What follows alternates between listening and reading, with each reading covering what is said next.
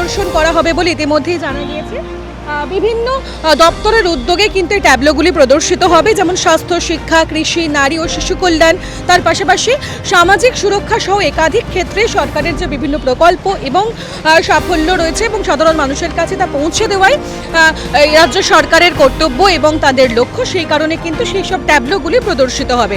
এবং এই গোটা রেড রোড এই মুহূর্তে যে আমরা দেখতে পাচ্ছি, একেবারে তেরঙ্গার যে রং, সেই রঙে রেঙে উঠেছে রেড রোড। এই মুহূর্তে যানবাহন চলাচল করছে, সেই দিকেও কড়া নজর রেখেছে পুলিশ প্রশাসন। এই গোটা রেড রোড ধরে কিন্তু কালকে ট্যাবলোগুলি প্রদর্শিত হবে এবং এখানে মুখ্যমন্ত্রী শুভেন্দু অধিকারী, রাজ্যপাল তারা থাকবেন, পতাকা উত্তোলন হবে এবং ধীরে ধীরে অনুষ্ঠান কর্মসূচি এগিয়ে নিয়ে যাওয়া হবে। তার পাশাপাশি যে বিষয়টি এবার কড়া নজরে রাখা হচ্ছে, যাতে কোনো রকমভাবে আইন শৃঙ্খলার সমস্যা তৈরি না হয় সেদিকে নজর রাখা হচ্ছে। কারণ এই অনুষ্ঠানে উপস্থিত থাকবেন একাধিক ভিভিআইপি থেকে শুরু করে ভিআইপিরা।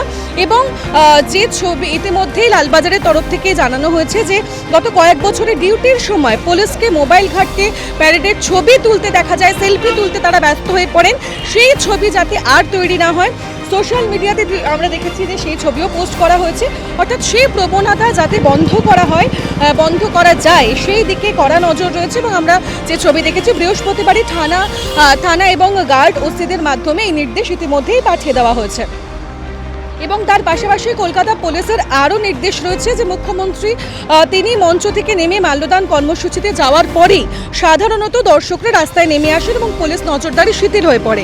এবার কিন্তু কড়া নির্দেশ দেওয়া হয়েছে, পুরোপুরি অনুষ্ঠান শেষ না হওয়া পর্যন্ত কোনো দর্শককে রেড রোডে নামতে দেওয়া যাবে না।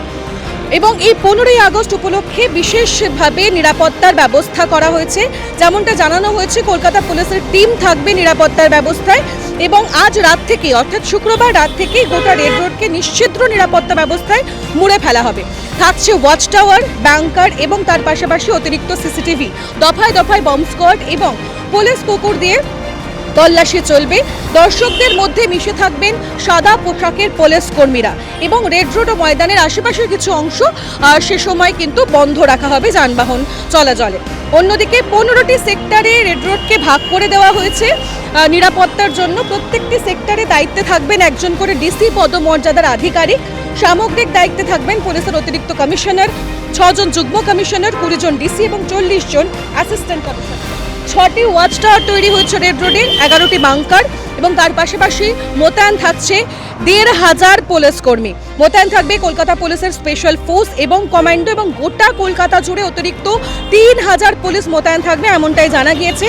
তার পাশাপাশি শহর জুড়ে 9টি পিসিআর ভ্যান থেকে শুরু করে 3টি কুইক রেসপন্স টিম, 11টি পুলিশ পিকেট, মেট্রো রেল স্টেশনে 25টি পিকেট, 24টি পিকেট থাকছে শহরের একাধিক ঘিঞ্জি যে এলাকাগুলি রয়েছে একাধিক জায়গায়। অর্থাৎ সবটা মিলিয়ে বলা যায় যে এবার স্বাধীনতা দিবস উপলক্ষে কিন্তু পুলিশের নির্দেশ আরও বেশি করা হয়েছে।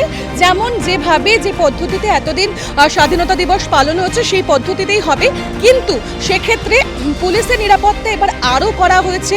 একাধিক টিম গঠন করা হয়েছে, একাধিক সেক্টরে ভাগ করা হয়েছে নিরাপত্তার জন্য। এবং দফায় দফায় কিন্তু বিভিন্ন জায়গায় ঘুরবে পুলিশ আধিকারিকরা। সাধারণ মানুষের মধ্যে সাদা পোশাকে পুলিশ মোতায়েন থাকবে।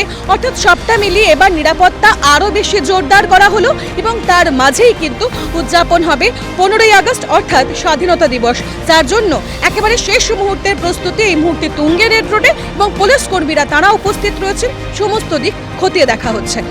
এবং যে ছবি এই মুহূর্তে দেখা যাচ্ছে যে জায়েন্ট স্ক্রিন থেকে শুরু করে পুলিশ কর্মীরা তারা থেকে এই মুহূর্তে শেষ মুহূর্তে যে সিসিটিভি ক্যামেরা থেকে শুরু করে যে একাধিক জায়গায় যে সিকিউরিটি পারপাসে যে জিনিসগুলি বসবে সেইগুলি যেন ঠিকঠাকভাবে বসানো হয় সেই দিকে কড়া নজর রাখছেন। ক্যামেরায় মৈনাক বাগচির সঙ্গে আমি তনুশ্রী চ্যাটার্জি, এই সময় লাইভ।